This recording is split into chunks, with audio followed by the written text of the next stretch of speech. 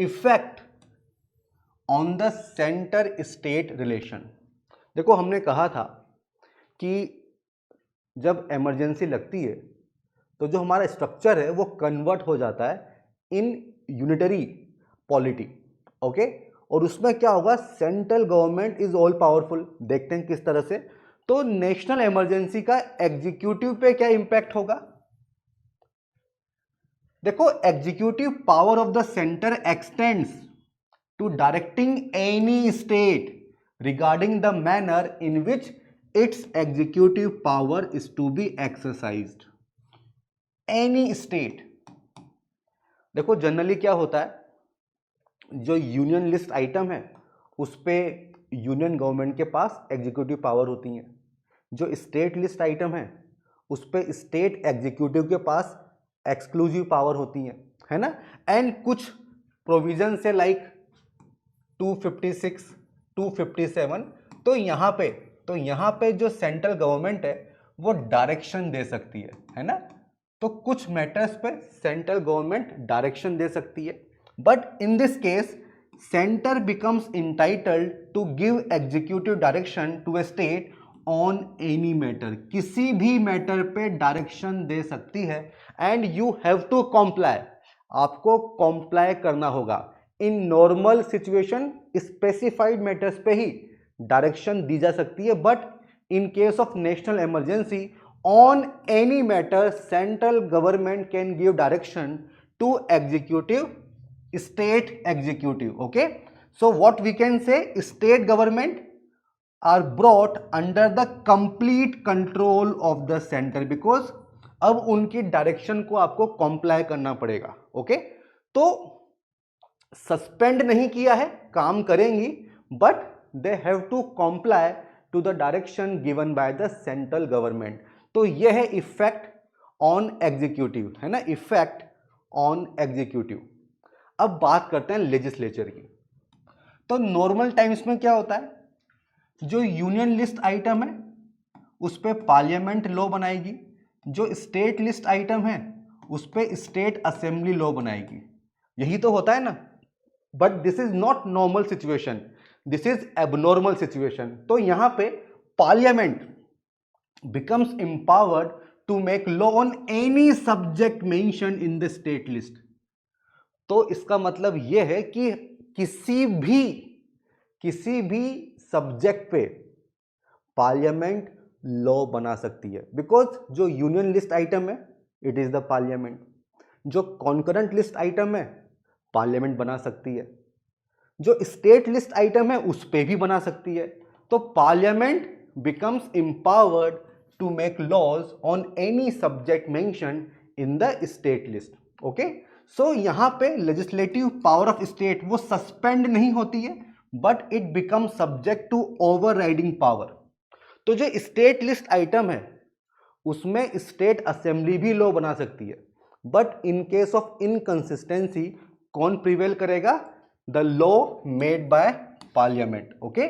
so what we can say, normal distribution of legislative powers between center and state is suspended, though state legislature are not suspended। वो भी काम करेंगी, state government भी काम करेगी, state assembly भी काम करेगी, बट ओवरराइडिंग पावर्स किसकी है, it is the central government, it is the central government. अब ये जो लॉ बना by parliament on state list item, इसका क्या होगा, become inoperative 6 months after emergency has cease to operate.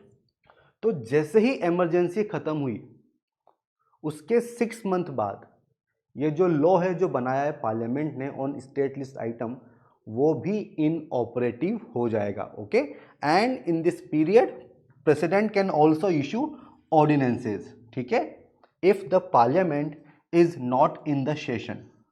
तो जनरली जो यूनियन लिस्ट आइटम है उस पर आप ऑर्डिनेंस प्रमलगेट कर सकते हो, but in this situation because parliament can make law on state list item also, president can issue ordinances, okay. So this is effect on centre state relations. आगे बढ़ते हैं। अब देखो Parliament can also confer powers and impose duties upon the center or its officers and authorities in respect of matters outside the union list in order to carry out the laws made. तो generally जो state list item है उस पे executive power किसके पास होती है? State government के पास होती है.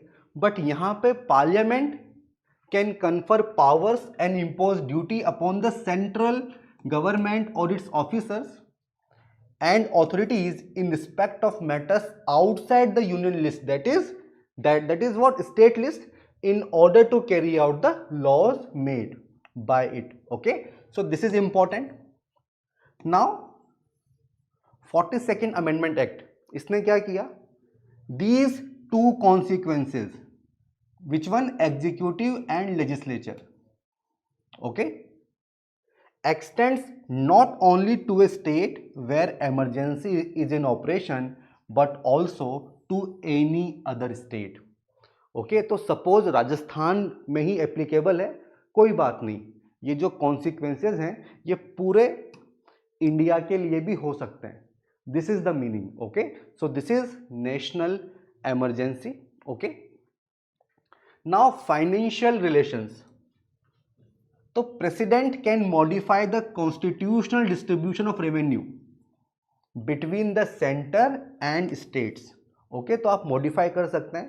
Can either reduce or cancel the transfer of finances from centre to state, because central government को पैसा चाहिए, because there is abnormal situation, उसको मीट करना है, आपको उसको टैकल करना है, you need money. So parliament can either reduce or cancel the transfer. Such modification continues till the end of financial year. क्यों? Because देखो this is accounting.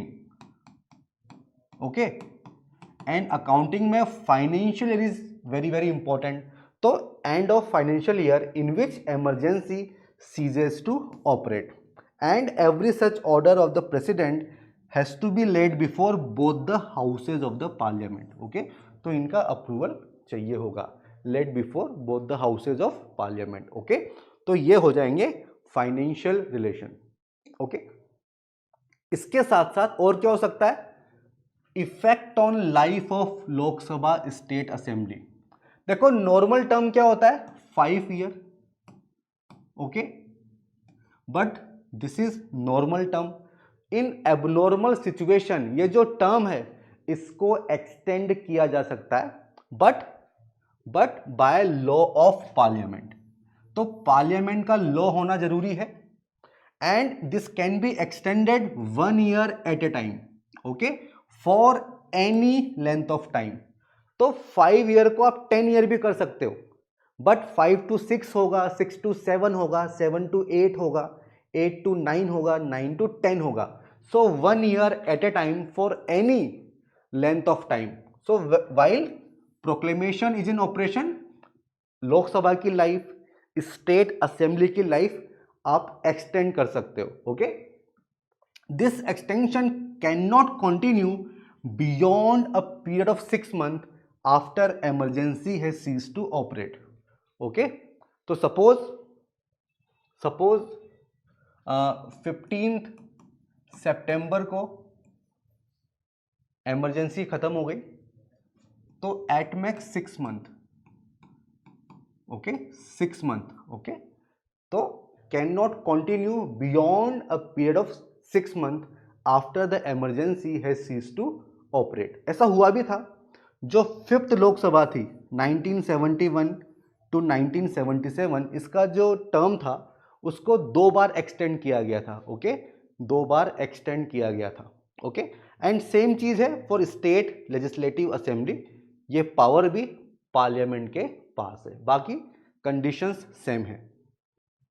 To have crystal clarity on various such concepts and prepare comprehensively in right direction for Prelims 2024, join our Prelims Enrichment Program. The links are given below in the description.